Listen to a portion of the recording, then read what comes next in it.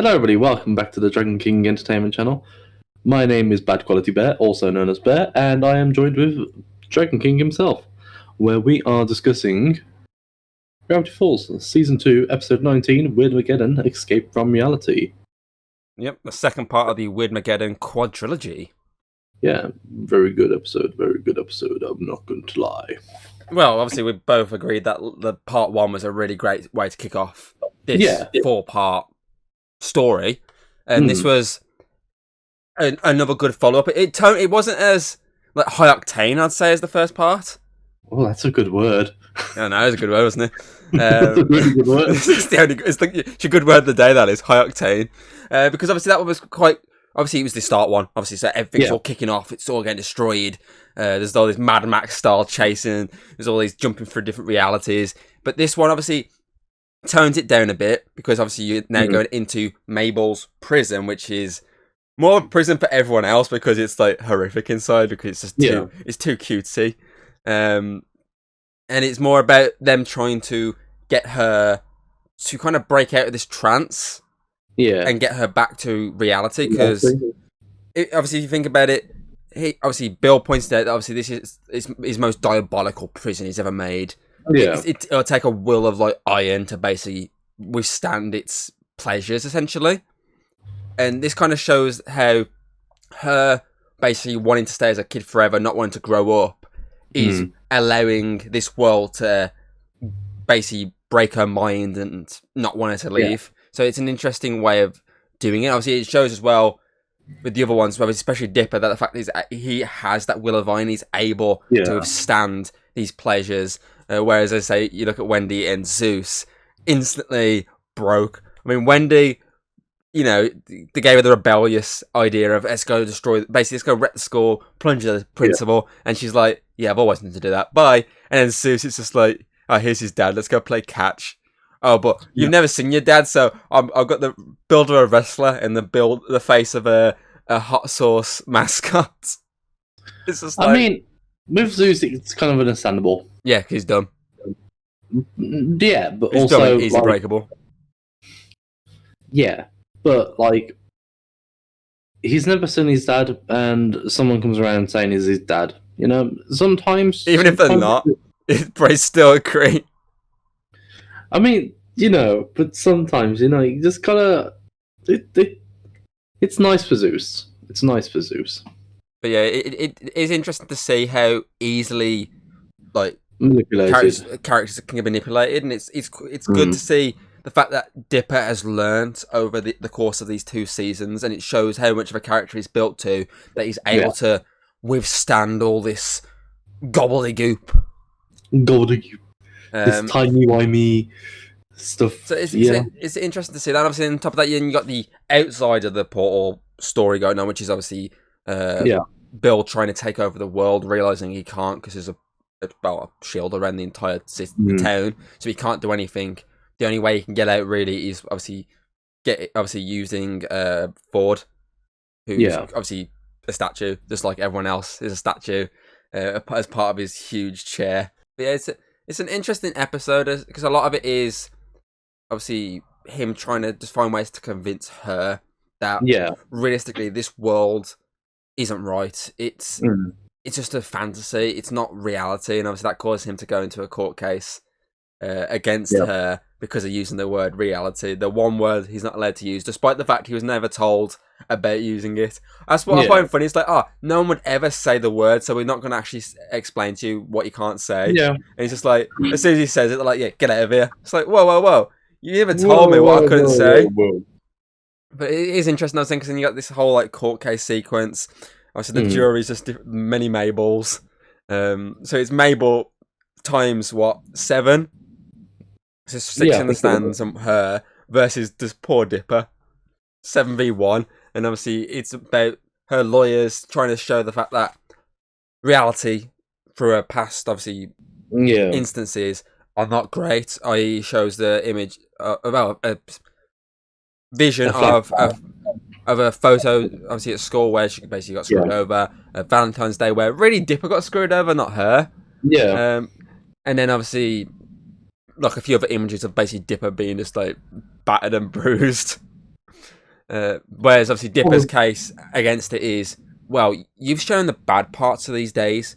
Why not actually show the good sides? What happened after? Which, you think about it, it's like, okay, that makes sense. Why not show what happens after? You're literally just showing a bit to try and be like, oh, this is what happened. No, you're lying here, because this is what happened afterwards. I.e. the photo shoot, Dipper shaved his head to make her happy, and she did the same. Yeah. The Valentine's one, she made like a giant love heart card out of her cards for him. And then all these other images of them being battered and bruised and arguing. It shows the aftermaths, obviously healing up, shaking hands, being brother and sister. Yeah. So obviously they're showing their sides to try and basically fully berate. I say, oh no, it's all bad, but he's showing, yeah, it's bad, but look what can happen. I like that. That's an interesting idea. Waddles is like a giant, massive pig now. As he should be. It's a shame that when he went back into reality, he didn't stay as a giant pig. Because obviously, since the world is Bill's world, it would have been hilarious if he was still this giant ass pig. Yeah, I mean, we have giant goat. Yeah, but also imagine that they had giant goat versus giant waddles, like a massive kaiju battle in the middle of the city. Only you. That would be hilarious.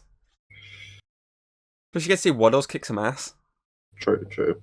You had smart Waddles, then you have kaiju Waddles. Smart Waddles, they're badass Waddles. Exactly.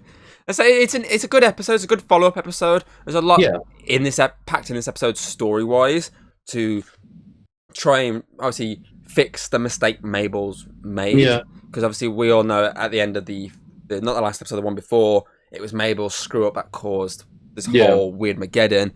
And her mind is that broken, she doesn't really acknowledge any of that. She's just seeing this nice world. And this whole episode's about them, well, Dipper specifically, it's about him trying to fix her mind, show her what's going on. And I do like when they finally get out, and she's like, hey, back in reality, B, and she turns around, and it's just all fucked, and she's like, oh. Yeah, so it's not as high octane as the first one, but there's a lot more. It's very story. It's more story based. It's more character driven and built. Yeah. So that's an interesting way of following. Because realistically, you could have 4 straight episodes of just these fast action spots. Oh, definitely. But I think sometimes you do need that wind down a little bit just to calm you down a little bit. If you think of any sort of big action film, I mean, even look at John Wick, for example. This massive long action film. There's always these moments in these films where it just calms down, a little bit of story goes on, and then you're back into it. So you kind of need that sometimes. I mean, even look at stuff like Avengers. They have these massive. Thank you. I know you've seen some of the John Wicks, but they were years ago. So I'll go with something that you know. Think of your Marvel films. Yeah. You've got these massive action sequences, but you've also got a lot of story in between these massive action sequences to build what's to come, to sort of build characters up. Develop them a lot more, and basically just calm you down because you know what's going to come next is these massive sequences. So it always makes sense just to slow down, and I feel like this slows down, but does it in a right way where it's not hindering this last act. Like it's building up Mabel, obviously Dipper's relationship even more. It's building up to the point, obviously you seeing her childlike mind evolving into really where it should be in this situation, which is a serious mindset. So I like that. It's a good follow-up episode. Yeah. Do you remember seeing an image of a horse with anime seasons and on it? And then, during the seasons, it's very well. Oh, yes. Professionally drawn, then a fucking terribly drawn. Yeah, the classic sort of meme of just a horse. Yeah. Sometimes it's it can be a really good start, but it's really badly botched all the way to the end. And sometimes it can be really good all the way through. And sometimes it's good, bad, good. Bad, good, bad. Yeah, I know you're on about that type of horse, yeah. Yeah. You could say this about these kind of episodes, the last 4. So far, we've had 2 professionally drawn episodes. It's professionally horse-drawn episodes. I'm interested to see how the other 2 hold up. If they make this professional looking horse. Yeah. Or if it's good, bad. Or it goes to the point of it goes good, and then just goes mega good to the point of, do you know when you see these ones where it's like CGI'd fucking horse. Yeah, like Fire Horse, because it's like fucking like the best one ever. Yeah. Like, are we expecting that from the finale? Like the final head of the horse is just like massive masterpiece. I mean, we've given 10 so far, so the first one is already a masterpiece. But are we going to get even better? Like we can't go any higher than a 10, but like we could say like we could, you know what I mean? It could be the ranking situation of they're all they could all be 10s, but they get better sort of thing. Yeah, you know, that sort of situation. But I mean, for me, I'd say these are pretty neck and neck. Maybe the first episode does edge this one a bit more because it's the first part. It's always going to more than likely be the one. It's there to draw you in. Definitely. Whereas this is here just to calm you down, build the story, build your character a bit more, build what's to come. Which it's a bit of a exposition. Yeah. Which, if you think about it with this, obviously it's yes, you got this whole story with Mabel building obviously her character up a lot more with Dipper, but it's also looking at the Bill stuff. Bill's end game here isn't Gravity Falls, it's the world. So you're looking at now, that's what these next two parts are going, is Bill trying to conquer the world. So that's what this is for as well. It's not just a Mabel and Dipper story building episode, it's also pushing the concept towards the audience of what's to come, which is Bill trying to take the world. And then obviously right at the end of the episode, we finally get Grunkle Stan back. He's now got an alliance with all different characters we've seen throughout the show. And it's really super serious and like, it's like this really heartwarming moment and come together. And then the big fucking the multi-bear comes out of the toilet. We've run out of toilet paper. Did I miss something? Good. It's good. It's nice that this can still add some comedy in the serious parts of the story. Because I say realistically, this is like this part of the series is the most serious part of the series. Oh, definitely. It's the equivalent of the ending of last season. The endings are always the most serious parts because they're the ones that are actually telling a proper story. So I say that's why I like Gravity Falls. It knows when to be serious, but it knows when to sprinkle the humour in every now and again, which is good. Also, I like with this as well that you get to see obviously Wendy trying to basically convince Dipper to basically stay. Obviously, we all know in the end, obviously, it's revealed it's not Wendy, but I like the it shows where Dipper's at now. The fact that he's given this opportunity, and even then, he's just like, no, I'm past this. This is me done. Like he starts to think it first, but then he realizes, and he's just like, no, that part of me is over. You know, I'm here to save Mabel. I did like that. It was pretty cool. So, what are we thinking then? 10. 10. I will agree with that 10 as well. I don't even need to think about it. Like, you know, it's just 10. It's a solid episode. Yeah. It's a solid character-driven, character-building episode. Which is calms you down a bit after part 1, because part 1 was very high, as I'm going to keep using the word high octane. Very fast adrenaline pumping. It's nice. Very fast, very furious. It's nice for a very calm, chill, relaxing episode. Watching these characters build to the point of where we're going to go next, because obviously they're now out in reality. They're now joining with Grunkle Stan. Where's this group going to go in an attempt to stop Bill's world domination? Thank you very much for watching. If you like this video, make sure you give it a like and subscribe. And if you want to check me out on Twitch. I'm streaming pretty much every day apart from weekends. Or sometimes the weekends, I don't know. I'm streaming pretty much streaming more than me, basically. Yeah. You can also check out my YouTube channel if you miss any of my streams. All my videos are there. And who knows, maybe some more videos, some YouTube only. But yeah.